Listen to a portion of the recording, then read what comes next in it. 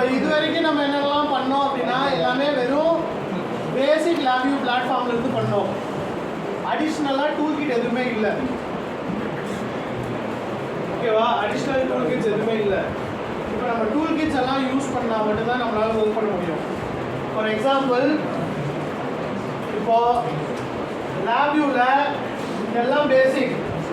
இது கூட சிக்னல் ப்ராசஸிங்க்கு அடிஷ்னலாக சிக்னல் ப்ராசஸிங்க்கு ஒர்க் இருக்கு. இப்போ கண்ட்ரோல் சிஸ்டம் ரிலேட்டட்னா கண்ட்ரோல் சிஸ்டத்துக்கு தனியாக டூல் கிட் இருக்கு. பயோமெடிக்கல்னா பயோமெடிக்கல் ரிலேட்டட் டூல் கிட் இருக்கு. ரோபோட்டிக்ஸுக்கு தனியாக இருக்கு, எலக்ட்ரிக்கல் தனியாக இருக்கு, ஆர்எஃப்க்கு தனியாக டூல் கிட் இருக்கு. இப்போ ஆர்எஃப் டூல் கிட்டுக்குள்ள மாடுலேஷன் ஸ்கீம்ஸ் இருக்கு.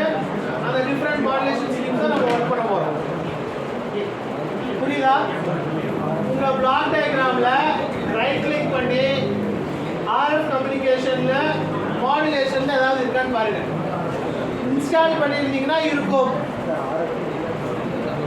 ஆர்எஃப் கம்யூனிகேஷன் இல்லையா?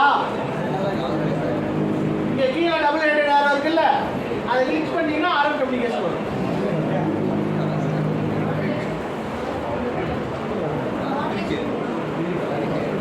ஆர்எஃப் கம்யூனிகேஷன்ஸ் இருக்கா?